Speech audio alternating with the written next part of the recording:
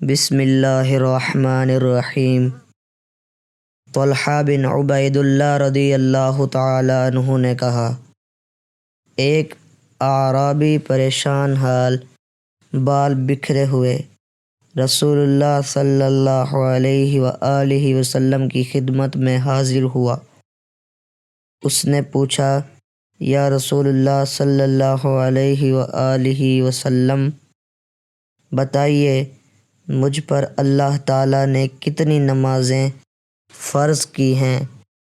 آپ صلی اللہ علیہ وآلہ وسلم نے فرمایا کہ 5 نمازیں۔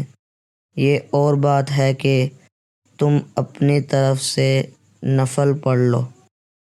پھر اس نے کہا، بتائیے اللہ تعالیٰ نے مجھ پر روزے کتنے فرض کیے ہیں؟ نبی کریم صلی اللہ علیہ وآلہ وسلم نے فرمایا کہ رمضان کے مہینے کے۔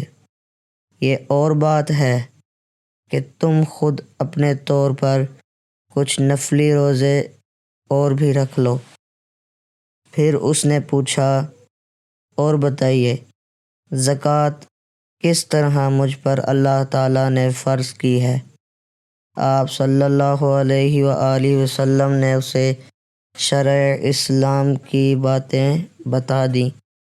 جب اس اعرابی نے کہا، اس ذات کی قسم جس نے آپ صلی اللہ علیہ وآلہ وسلم کو عزت دی، نہ میں اس میں اس سے جو اللہ تعالیٰ نے مجھ پر فرض کر دیا ہے کچھ بڑھاؤں گا اور نہ گھٹاؤں گا۔ اس پر رسول اللہ صلی اللہ علیہ وآلہ وسلم نے فرمایا، اگر اس نے سچ کہا ہے تو یہ مراد کو پہنچایا۔ آپ صلی اللہ علیہ وآلہ وسلم نے یہ فرمایا کہ اگر سچ کہا ہے تو جنت میں جائے گا۔